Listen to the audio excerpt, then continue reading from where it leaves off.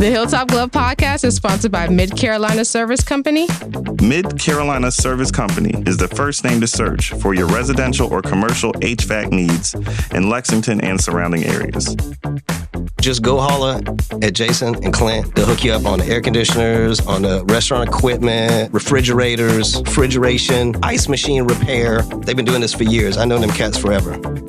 Family owned and operated since 2006, they pride themselves in their quality work and customer relationships. Call 803-356-4153 or visit midcarolinaserviceco.com for a no obligation quote for service today. The Hilltop Glove Podcast is sponsored by True Brilliance Entertainment. True Brilliance is a production, promotions, and management company dedicated to connecting artists and producers across the Carolinas to music industry professionals. Several of their clients have placements both domestic and internationally as a result of their services. Are you an artist or producer looking to build meaningful relationships within the music industry? Then True Brilliance is for you. Check them out at paramilitary.com. That's spelled P-A-I-R-A military.com.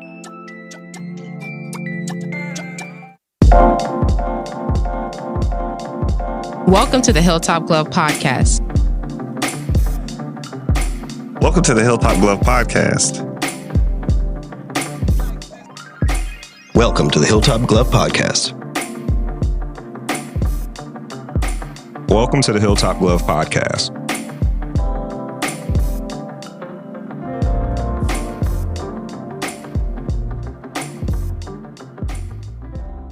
The Hilltop Glove Podcast. Welcome back to the Hilltop Glove Podcast. Today we had the pleasure of speaking with Terrance Elmore, husband, Arthur. Always weird when I say that name. I say it like it's the name Arthur. Poet and podcaster. Terrance's passion for writing began at an early age. His love for poetry was sparked when he discovered Langston Hughes and the Harlem Renaissance, both of which deeply influenced his work. Terrance's poetry emphasizes themes of love, hope, and inspiration, elements that are especially needed in today's world. He shares his work through his blog, Where Poetry Meets the Heart, and through his podcast, The Brown Sugar Cafe Podcast, where poetry meets conversation. Through his words, Terrance seeks to encourage, inspire, and motivate his audience. Every Wednesday, Terrance shares a new poem on his blog, further extending his reach and influence. He has published 2 books, Pain is Not Our Only Paintbrush and The Essence of Love, both available on Amazon.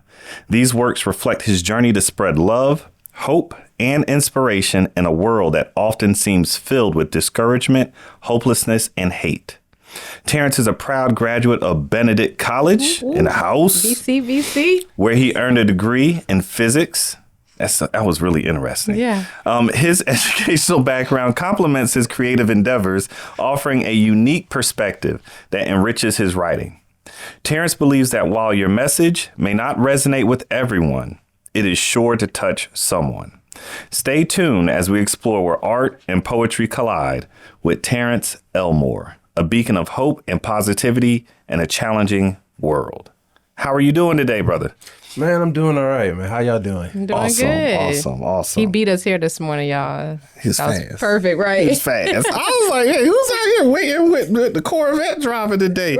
I said, okay, well, I'm never angry at that. That's always a positive thing. We actually started early today, y'all, so clap. Yeah, on a cold November day. So awesome. We're so happy to have you with us today. How was your drive up? It was nice. Usually traffic is a little thicker. Yeah. That's what I said. For some odd reason, it was smooth. Yeah. So, I really appreciated that. Good. The people treated you well? Yeah. No one was trying to collide into you? Good. Awesome. Well, obviously, you've seen our podcast before. You know how we operate. We got to give you that first question, the question we get to everybody. You're prepared, correct? I'm ready. Awesome. So could you tell us a little bit about your upbringing, just for our listeners who aren't familiar with you and your work, and what was it like growing up? Well, I grew up in the Charleston area, Charleston, Somerville, Goose Creek area. So life in the low country was fun. You know, we didn't have a care in the world, but beating the street light home. Spent a lot of time with my cousins growing up and just hanging out, man. Family was always important to me. Like, that was always driven to me, like family is important. So my mother always made sure that I saw my her aunts and uncles and their kids, her cousins. I mean, we grew up like siblings because that's just how close we were. And of course, like my cousins, my first cousin, we grew up like siblings as well. It just, family was just big, man. I always enjoyed getting together with my cousins, my relatives, and just enjoying life, man. Things were so much easier when we were kids. Like, all we had to do was wake up and go to school. In summertime, all I do is wake up and go play basketball. Stop saying that, man. Making it feel like we old. Stop saying that like that. Dang.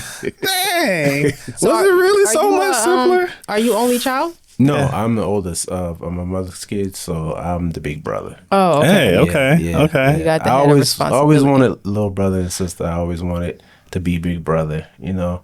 I think it's because I have an older cousin who I saw like my brother, and I thought it would be cool to be like an older brother. So, yeah. You didn't shy away from the responsibility. No, and it's trickled into my adulthood as well because I'm looked at as big brother to a lot of people. So I guess that's one of the things I didn't know would, you know, be a part of my life. Yeah. That's awesome. What high school did you go to? I went to Stratford High School. Okay. Stratford I went to House. Fort. Oh, Chester. yeah. I know. That's what I was about to say. Wow. All right, competition right there. Competition in the house. Y'all funny. Ain't nothing wrong with that. So, like, what was it growing up with your siblings being the oldest? How was it leading them through what was going on growing up as children?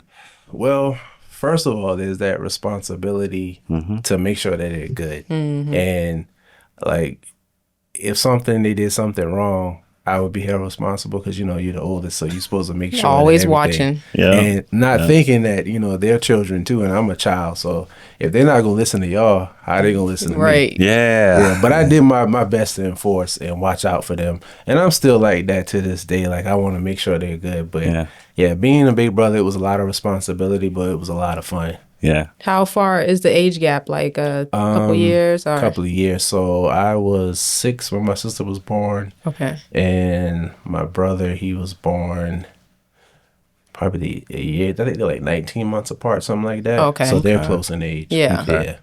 That's an interesting question, especially as millennials. Just like how we grew up, it's different from what they're doing nowadays. Oh, very different. Very different. And then you, especially being the elder sibling, and I have an elder sibling. It's funny that you say that because, like, yeah, he was responsible. Yeah. I had to go. Everywhere he went, I had to go. Yeah. So it keeps you from being able to do certain things, which is a good thing too. Exactly. Like, because like, you can't bring little brother into the spot and get him banged up. Yeah. And then he would tell. Yeah, I snitch. I'm a you gotta snitch. snitch. Yep, I'm a snitch. That's what I do. The snitch. age gap is kind of crucial when you want the oldest child to watch over the youngest child because Very it's true. like, you know, I can't be watching over you if I'm the same age as you. Yeah, it doesn't work. There's gonna be no There's respect. no fear. There's no respect. Oh, say it again. What's that for? No fear. Yeah, you gotta put fear in Did them. you have to use fear to sometimes control the aspects of? Nah, I would say I use more of a like a reward approach. Okay. Like, you know, if y'all do this, then we can do that. Because my thing growing up was always like I did what I had to do so I could do what I wanted to do. And so like if we had chores and stuff to do, I'm like, hey, it's 3 of us. If we work on this together, we can get this done faster and we can do all the other stuff. So that was me. Motivator. Yeah. Yeah. That's, Oh, that's good, good, man. yeah. That's good. That's good to hear. I was the bribe type. Yo, I I'm got the this bribe type. candy Like over if here. I do mine and you don't get yours done, Yeah. then I'm gonna bribe you to be my slave for the day. Wow. Oh gosh, Samaya. Do yours, but I'm gonna bribe you. You know. All right. I didn't know that was what was going down. The bribes. Yeah, middle child. Yeah. Like middle child puts you in a middle weird child, spot. So we're in a weird spot. Yeah. We don't always get. Yeah, we have to do some weird things to survive. We're middle children are different. The one thing I do. This third question that's here, and I was waiting to get this one because I love this statement. And you being a wordsmith, understand that words matter, and the right words matter most of all. I love that words matter thing. I tell people that all the time. They think I'm crazy. I'm like, no, words matter. These words are serious. Can you explain the importance of speaking positively about yourself and the benefits of expressing your thoughts and feelings creatively through your works? So growing up, I always was told that the power of death and life are in the tongue. Yes. And so that stuck out to me because I noticed when I would say certain things, they would happen. And like people would say like jinxing, but I was like, nah, you're actually bringing it to fruition. And it really, really sunk home like when Red Fox died. Oh. Because he always said on Sanford's son that he was having a heart attack. Yeah, And then he had a heart attack. Yeah. And so that's when it really clicked. And I was just like, our words have power. Because one of the things that I thought was so weird growing up when people would say, sticks and stones may break your bones, but words will never hurt me. But like words hurt. Words They do. have power. And I think when people would kind of minimize that by saying words, don't have power. Matter. And that causes people to compartmentalize and hold things in and try not to express themselves, even though those words hurt, because words are very powerful. So I've always been the person to try to speak positive things about myself. And, of course, occasionally you have those thoughts, but then I immediately just shut that down and just speak positive because, once you get into a rhythm of speaking positive, those things just start to flow. And so that's why I think that's important. Like you can't just... you're not going to have a good day every day, but you have to speak positive because something positive is happening at the same time, no matter what's going on. Yeah, I agree with you on that. I have a question. So, like, when you're having a bad day, how do you change it by your thoughts or your words? So, first I sit with it, and I'm just like, all right, I'm not going to let this continue. And so I just start thinking about positive things like, okay, my day might have started off rough, but I woke up this morning. When I got up, I was able to stand on 2 feet and 2 legs and walk, things like that. Just small things. People think it's trivial, but like if you think about you open your eyes, when you open your eyes, you're able to see. You're able to walk. You're able to go take a shower. You were able to, the lights were on, the water was on, different things like that. And you start thinking about those type of things. You like, I really have a lot to be thankful for. I have a lot to be grateful for. Like, okay, yeah, the day isn't going well. Every day is not going to go well. Right. And that's first of all, you have to realize that every day is not going to go well, but how you address those days, it makes a difference throughout the rest of the day. Because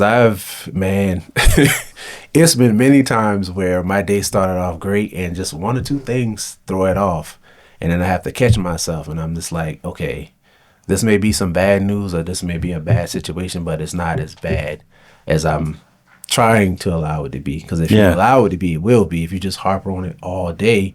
And sometimes we worry about things that we have no control over or we worry about things that are small, but it's just that it threw our routine off. Yeah. And then you let it get your whole day down and the next day you're thinking like, man, that wasn't even a big deal, but I let it ruin my whole day. So I always snatch myself back quickly, and I'm just like, it's not that serious. And I like to laugh, so sometimes, like, like if I'm having a situation or whatever, I'll just start laughing about it, and I'm just like, man, it's not even that serious. Don't sweat the small stuff. Yeah, pretty much, yeah. When you said snatch yourself up, I don't know why I thought of Mortal Kombat. Get over here! Snatch him. Because, sometimes you really do harp on it. Yeah. You be like, oh, man, I'm still mad. It happened 8 o'clock this morning. You still mad at 5 o'clock in the daytime? I have the devil's advocate on this because I know this is the one thing that I do hear always in rebuttal to that because I'm not a happy-go-lucky guy, but I like to stay positive. It doesn't matter what's happening. I'm gonna look for positivity and things. But folks say, well, if you don't understand that you have these sad, hurt, pain feelings, then you can't develop as a full and total human. How do you feel about that? So I'm not saying to ignore those feelings. And I think that's the misunderstanding that people get when they hear you say be positive. They're like, just ignore what's happening. Because that's the worst thing you could do. Because if you ignore it, those things build up. True. But you have to understand that like what's happening now doesn't make or break you. And even them situations where it potentially can, it's how you handle it is what's going to make your outcome better. So I'm just like, you can't control everything, but if something is sad, you can't let it just overtake you and overtake your day. You sit with it, come up with a plan if a plan needs to be had. I think that's a big point. Yeah, if you need come help, up with a plan. Yeah, if you need help, reach out to somebody who can give you some help. If you need to talk to somebody about it, because a lot of times just talking to somebody about something, it makes it go away. Or oftentimes I find that like the person might not even have advice for you, but you talking about it out loud, you start to think about things you could do to turn it around. And it's just like, oh man, thank you. And the person be like, I didn't say anything. Yeah. It was like, but thank you for listening. Let me brainstorm. Release. Yeah. Yeah, it's a release. So with poetry, is that your form of art of release? You just release everything onto the pen and pad? Yeah. So one time in particular, when and that's how paint is not our only paintbrush. Kind of how that whole thing started was like we were going through the pandemic, and then when George Floyd was murdered, I couldn't explain how I was feeling. Like I told my wife, I was like, I'm not okay. I don't know how to put it into words. And I'm from the era where I saw Rodney King on TV and the riots and stuff on TV and the stuff that we've seen over the years. So sad to say, it's like we've seen this before. So it should bother us, but it shouldn't have been so. But it was something about it that just took me to a place. I think it was it was the way that it was shown. And Rodney King was in VHS grainy tape. This was high definition. You're watching him ask for his mom it was a different situation. Yeah. And so that hit me, and so I prayed about it, and each time I prayed about it, I just kept hearing write. And so I started writing. And the more I wrote, I started feeling better because I got my emotions out. Because for a while I had been writing, positive things because, most of my poetry I share with people. And so it had been a long time since I had written stuff just to kind of like get emotions out. And so I just started writing, and I felt better because I was able to release. And I was like, wow, like something that I do all the time in that moment, that's what helped me. That's big. That's a big thing. I'm happy that you spoke specifically about that because obviously with all the weird things that we got going on right now in the country, have you been writing specific things to reflect on those societal changes? Not specifically, but I've been writing more uplifting things, kind of like, I guess, like we can't let what's happening take us away from what we're doing, or we can't let what's happening take our joy, and like there's still hope. So my poems I do on Wednesday, the last couple of weeks, they've been more geared towards hope. And like, it may look bad, but there's hope at the end of the tunnel. And like I said earlier, like there's still good things happening, even though these things are happening that aren't so positive, there's still good things happening. And don't let this distract you from those good things that are happening. I agree. Like, it's so easy to get taken off course because of something negative you see. And these people are still enjoying themselves, having a good time. Preach. And you're sitting over here upset. It's like you're upset by yourself, and now you're not doing what you're supposed to do. Yeah. So it's like I've been writing stuff to kind of remind people of that. Yeah. Because most poetry is, some people, like uplift people, but some people, just pour it all out. It's sadness, it's rage, it's anger, it's all types of ways to release it. Now, would you encourage someone to write it down and then burn it? Ooh. Some people say that. They say that's a release. Like, have you ever tried that? No. I've written things and haven't reread it for like years or at all. But I was talking to a writer probably about a year or so ago, and he said that he goes back over the things he wrote as kind of like a benchmark to see where he's gone. The progress. See those emotions and stuff. And I was like, that's a good idea because, we use those things to kind of, writing to get stuff out and you want to forget about it. But I think it's a good idea to go back and look over and see where you are, where you've come. And sometimes you may be in a similar situation, and reading that could remind you like, look at all the stuff that I did after this. Yeah. It's not that serious. So I would say don't burn it.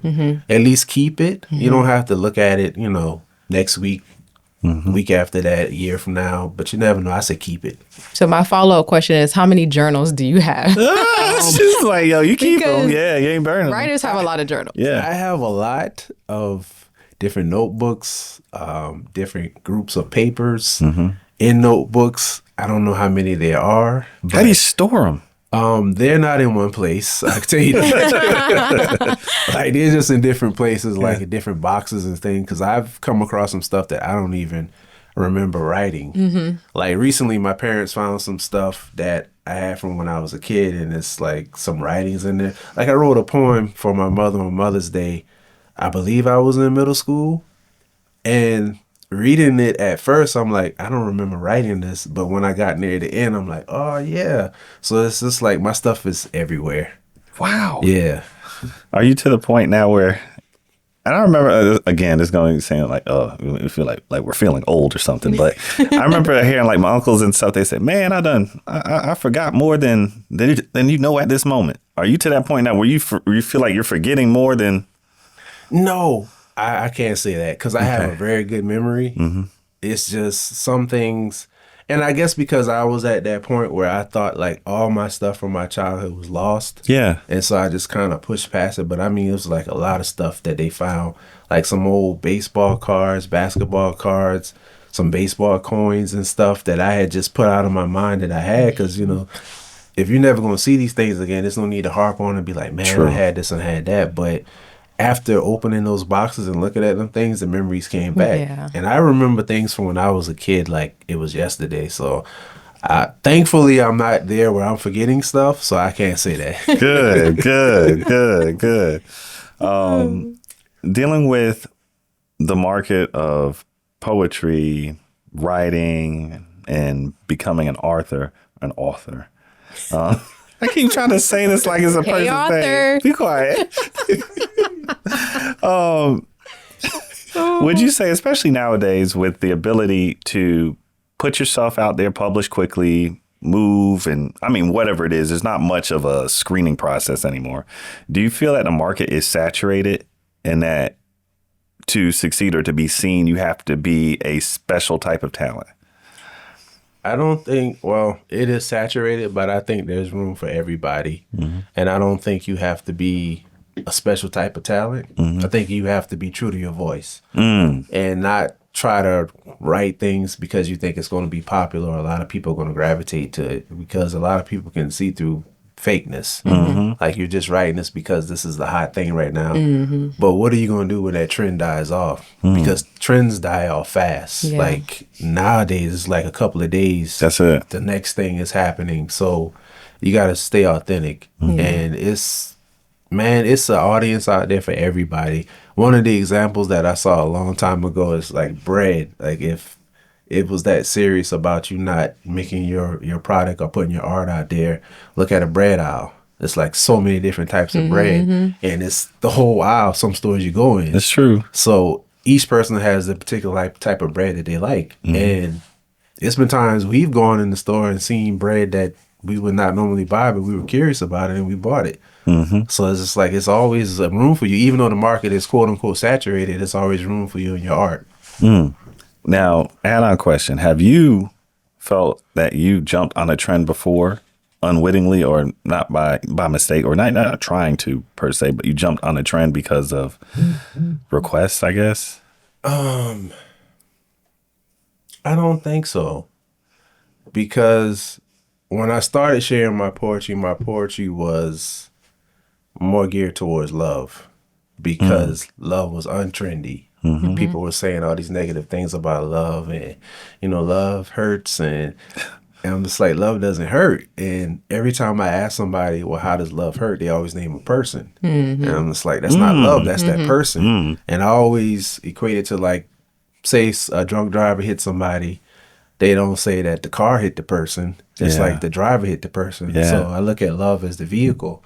And whoever hurt that person, they weren't supposed to be operating that vehicle.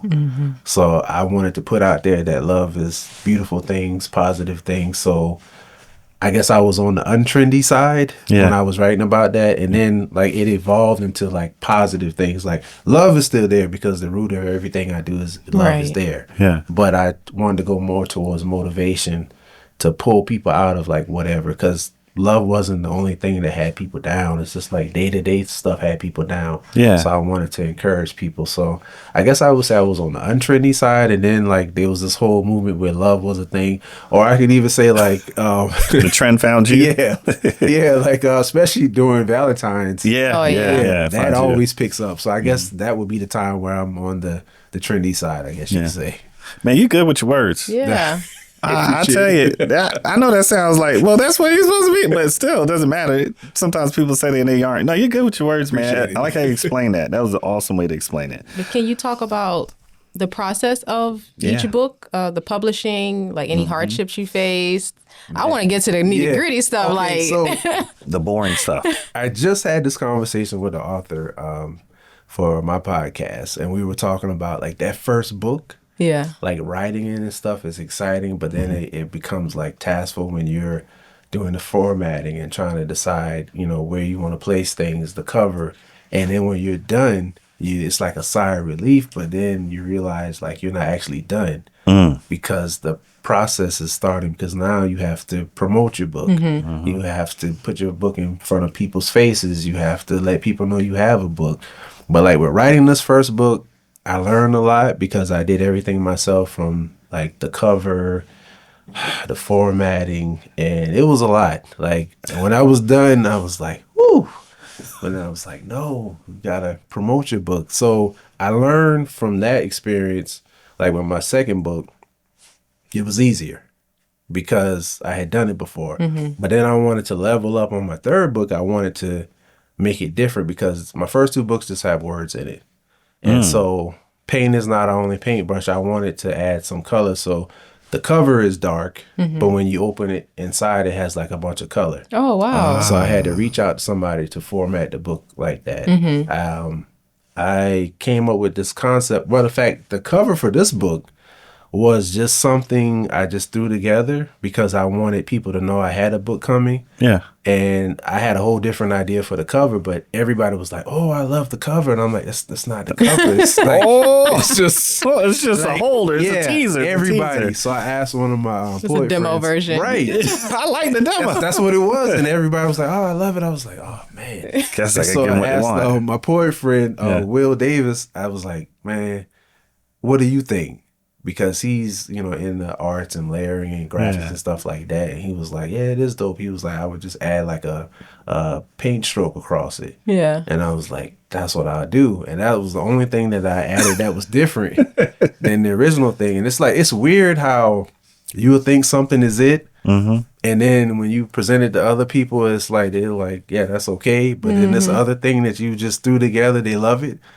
And so that's what I learned. And even with like my first book cover, it was kind of plain to me. It was just a white cover. And then I noticed when I did like book signings and things like that, more people gravitated towards the one with the color. And I don't know if it was coincidence or not, but I was like, let me just add some more to it to make it look more. And I noticed I get more of an equal, reaching out for it, and people are kind of picking it up more. But those are different things I learned, like writing a book. And it's a fun process, but then again, is that work aspect of it. It's like, if you're doing poems, how many poems am I going to put in the book? Right. Yeah. When am I going to stop? Right. Yeah. Because when you write, it's never done, quote unquote, in your mind.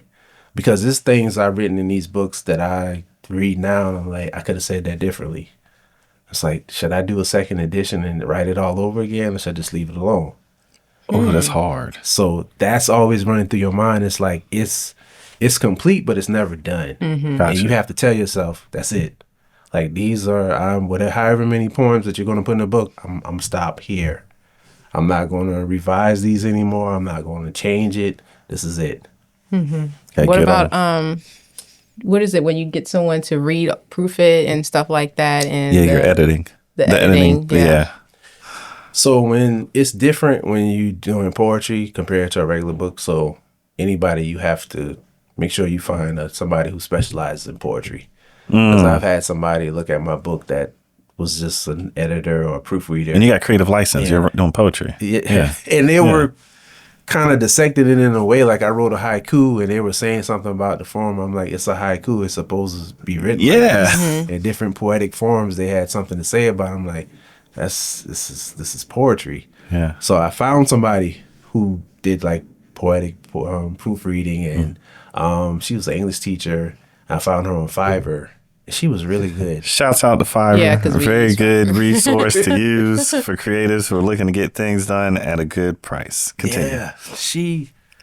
I mean, she gave me these links to different poetry workshops and different things, and she gave me suggestions about how I could elevate some of my poems, but she didn't try to rewrite them. Good. Awesome. And so that's good too with like poetry, like having somebody who can tell you, you know, give you another way to look at it as a suggestion, but not actually try to change your words. Yeah. Because that's very important. Like I've seen people try to actually change someone's poem, and it's almost like steal their soul. Like you could write your own poem if you want it to be this way. Like this is this person's poem. This is what they feel.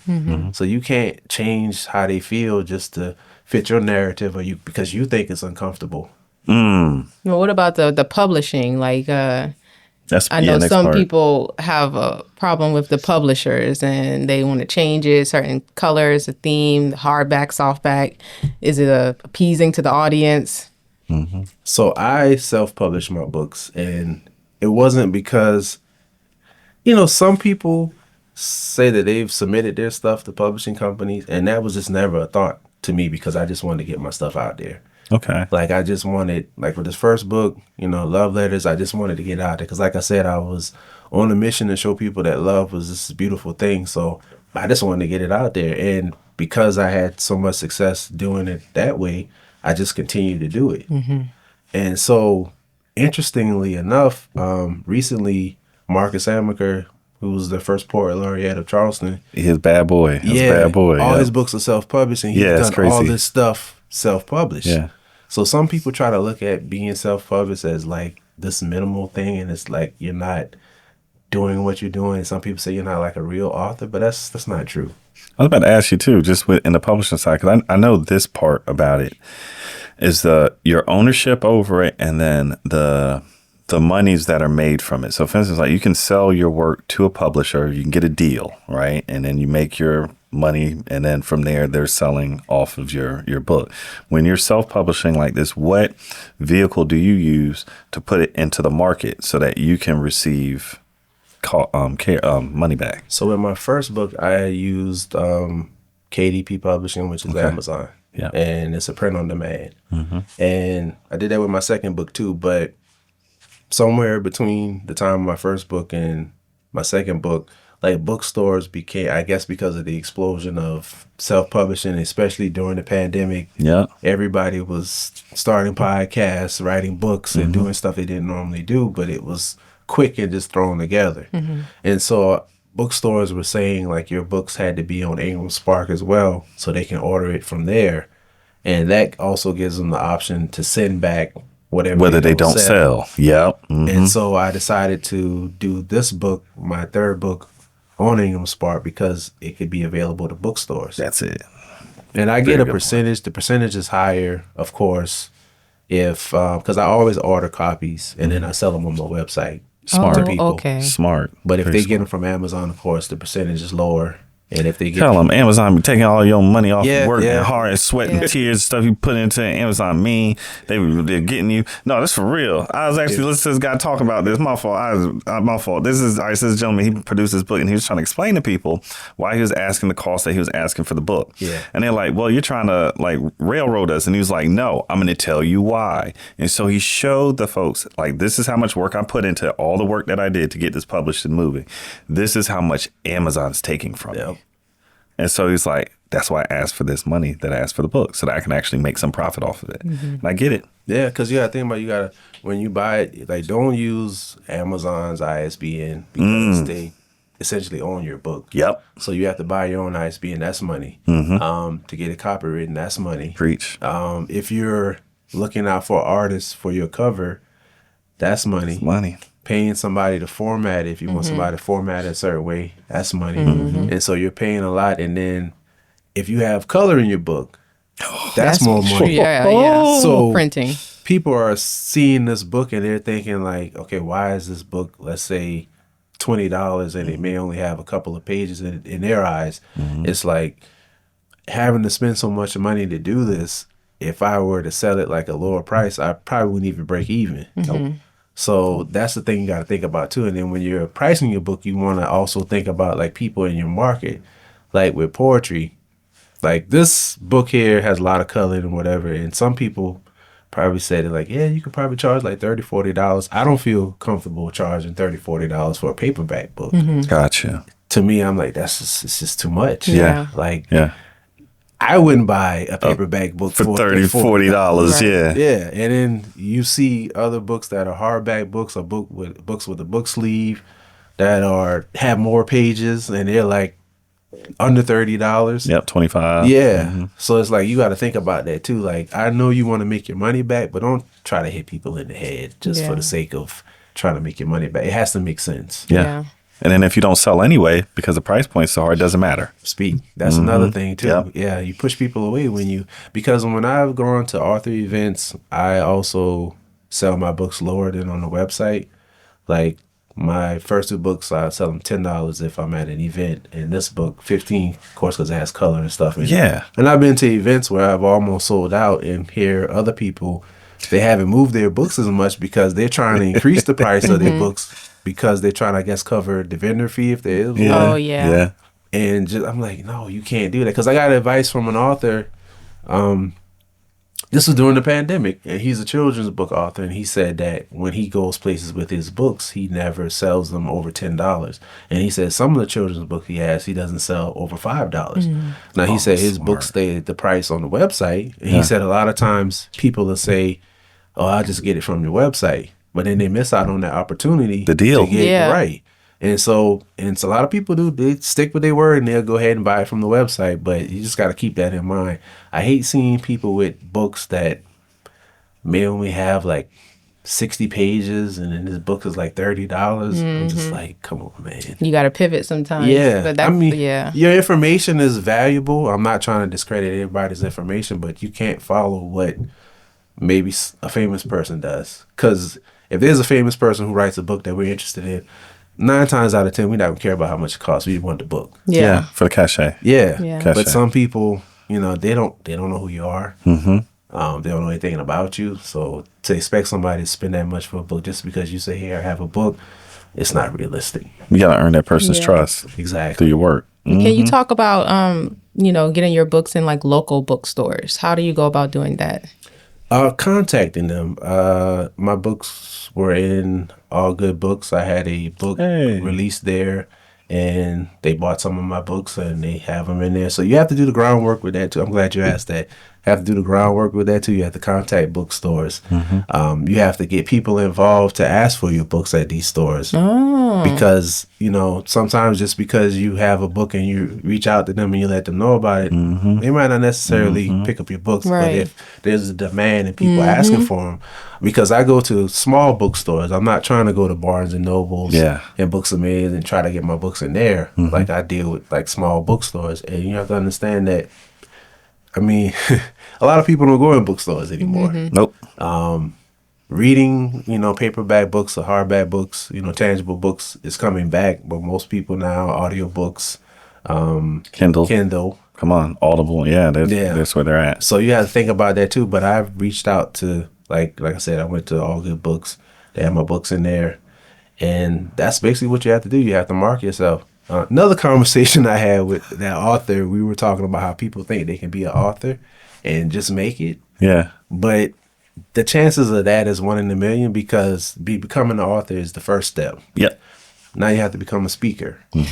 Now you have to show up at different events. Now you have to do different things. Like, those are the people who become like really famous from being an author. And then, like, some of the authors that I found out, like, the book that I heard about them from, like the book that put me on to them, was like their 3rd or 4th book. Preach. Wow. And it's just like, you wrote all these books before, but I'm just hearing about you now. So it's just like that work and just going constantly with that. It's not just being the author. It's like you have to be so many other things. Your book gets you in the door, but now you have to be ready to do other things. You usually got to be further. You got to become a public persona normally. Yes. And that's the part. Yes. That's hard. Very hard. Ooh, That question. kind of goes into our next question. Yeah. I got to ask this before we get to the ahead. next question, because we're talking about this. Have you taken any of these books and converted them into audio? Have you recorded yourself reading? Why would you ask me that? Because that's what we're here to do. Yeah, you got a nice voice. You should do Yeah, it. I was about to say, yeah. I'm supposed to do that with this one. Okay. Yeah. Paint is not on the Okay. paintbrush.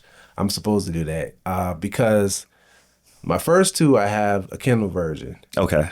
this one, I said, no, I'm not going to do a Kindle version. I'm going to do an audio version. I just hadn't recorded it yet. So that's the plan. You got to let us know as soon as you drop it, right? Let us know. I will. I'm going to use your words. I'm going to play it for my wife. Be like, yeah, that's right there from the heart. Yeah. You're like, it's so smooth. I'm like, I know it is, right? I know it is.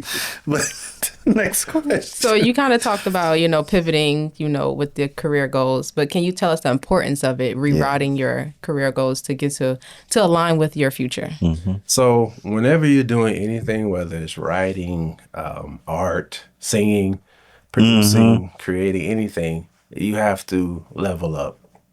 And not to say what you're doing now isn't great, because you have that fan base, you have that audience of people who like what you do. Yeah. But you have to be willing to take it a little further. Like if your thing is painting flowers, people love your paintings of flowers. Say one day you decide to paint some fruit, people start loving that. Now you have a whole new audience over here, people who love the fruit paintings, and then that's what happened to Claude Monet. Went from painting fruit to painting flowers, and it made them bigger. See, and it's like you wouldn't know that unless you do it. Yep. So it's like, don't be afraid. Like, you don't neglect your audience, but don't be afraid to like step up and do things. Like, I'm currently working on a novel, a novella. I hadn't decided what it is yet, but that's different for me compared to poetry. And so it's like when you're writing, you don't want to do the same thing, but then you want to be so far out there to where you lose your audience and everybody all together. Nobody knows what you're doing. Yeah. I mean, don't be afraid to take those risks, but at the same time, you just got to be calculated risks. Yeah. Leave some breadcrumbs. Yeah. A trail. So you can find a way back. Exactly. Have you are your books dedicated to anyone? I dedicate all my books to my wife. Aww. She's in here in the first page.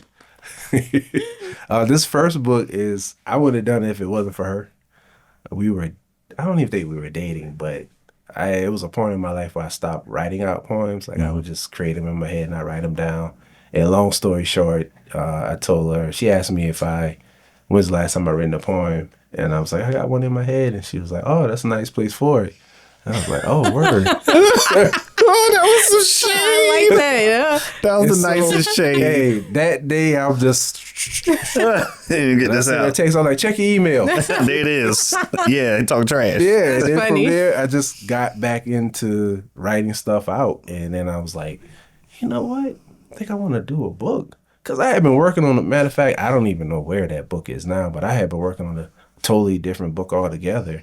I think it was like a communication guide or something like that. Ooh. And I would have never guessed that my first published book would be poetry.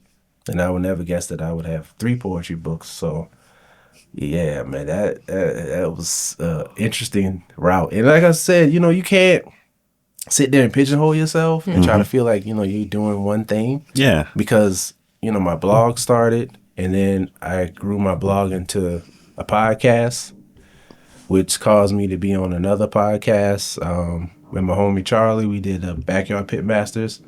And then there we go. We have another podcast that's still in play. We're behind on episodes, but Passive Remote. Yeah. And then that led to me being on the Black Smoke Barbecue podcast. And if I had just stuck with doing a blog, I probably wouldn't even be on y'all show. Yeah. Very true. So you just gotta elevate, man. It's always room for growth. Exactly. Yeah. Speaking of which, you talked about something that I know I like, and we were talking about this before we started. Barbecue. Yes. And Pitmasters, could you just explain to our audience a little bit of your love for all things smoke and following that smoke? That's what the episode needs to be called. All things smokes. Yes. I've always loved barbecuing. Like always, like growing up, and this over time, I've always been the person that no matter where we are, I'm asked to be on the grill. And one day, matter of fact, because Charlie had the Backyard Pitmasters and he asked me to join. Yeah. And then he was like, man, you should record your stuff and share it.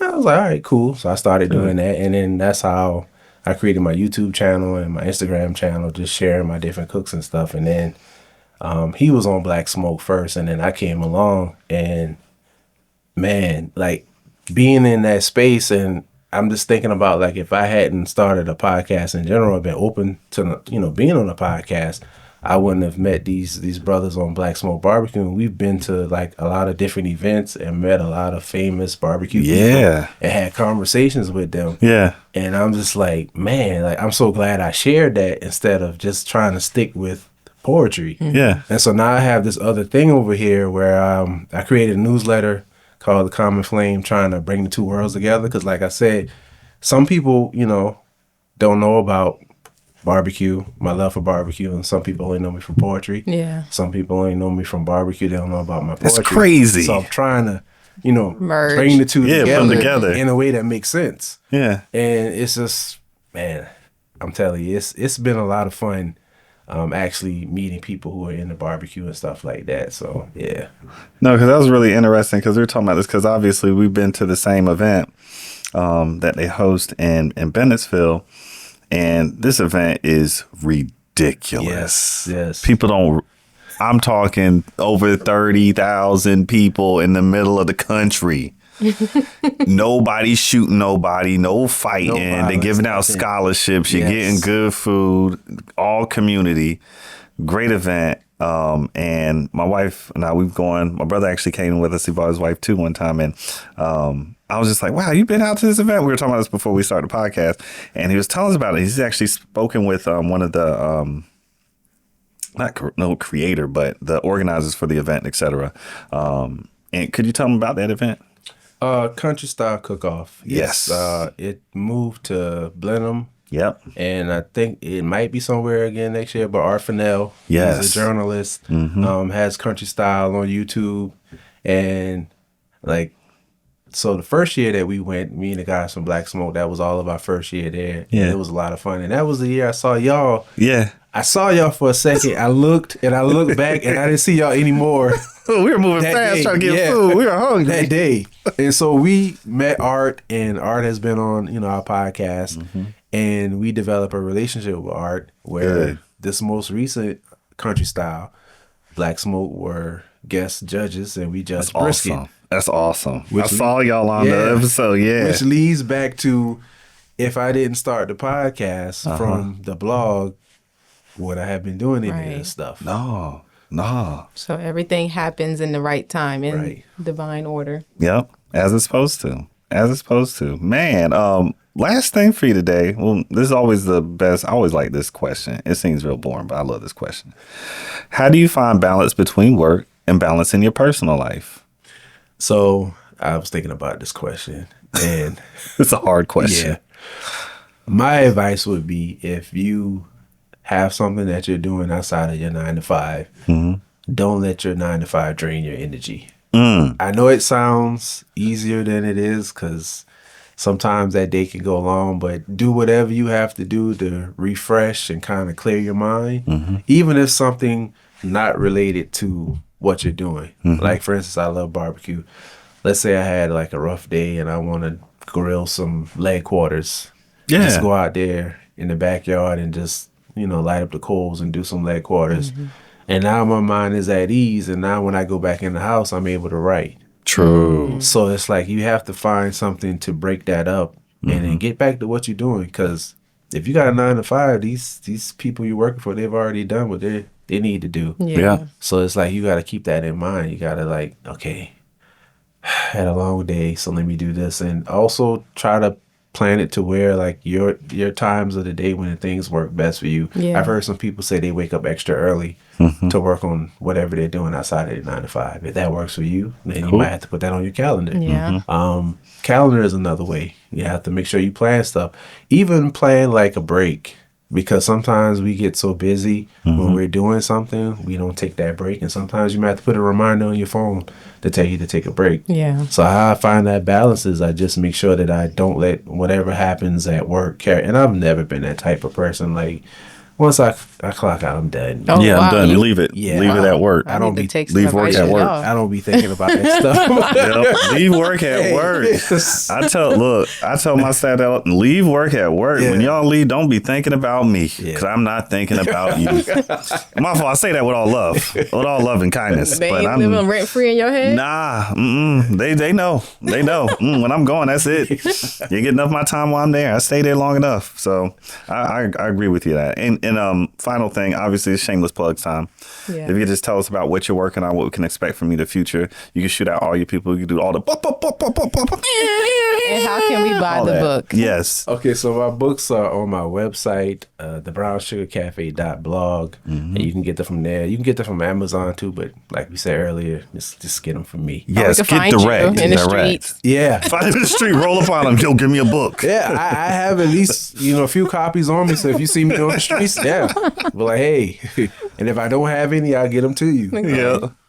You can follow me on Instagram, Facebook, TikTok, at the Brown Sugar Cafe. My poetry is there. My stuff from my podcast, the Brown Sugar Cafe podcast. I'm in my 5th season, I think. Yeah. You lining up with us. Yeah, yeah. So check that out. It's available on all platforms. If you're into barbecue, at tdub.bbq on all socials. It's tdub-bbq on YouTube. So if you're into like barbecue content, check that out. I'm going there right now. Appreciate it. Pass the Remote with me and Charlie. It's about movies and TV shows, so check that podcast out. And also the Black Smoke Barbecue podcast. That's mainly on YouTube, but it's on other YouTube platforms as well.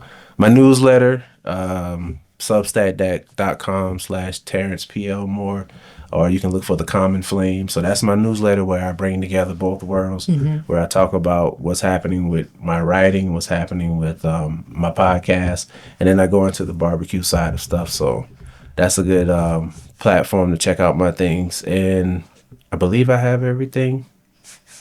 Hopefully I If you don't miss that now. Yeah, I think I have everything. But Google me if you if you need to. Yeah. Tell them Terrance P. Elmore. Google me. You'll find my stuff. You don't want to pull up no other Elmores. All right. So I'm making sure I grab your stuff. Yeah. This was a good episode.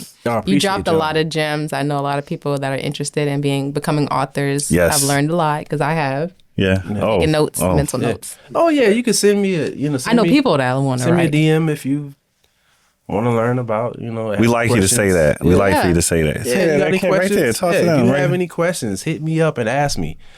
People ask me often, like, don't be afraid. Like, I'm here to help. Yeah. Because I feel like I've gone through the hardships of trying to figure out stuff so somebody else won't have to. What Jay say? I did it so you don't have to. Yeah. There you go. Learn to teach. Yep. Learn to teach. Awesome. Well, for the Hilltop Glove podcast, we'll be signing out. It's DJ and what? Tamaya. Skip. And our esteemed guest. Terrance P. Elmore. I was like, what's my name? Well, What's your name? What's your name? Until the next time, man. Tell somebody next time that you love them and you appreciate them. Man, y'all catch us on the next episode. Peace. The Hilltop Glove Podcast.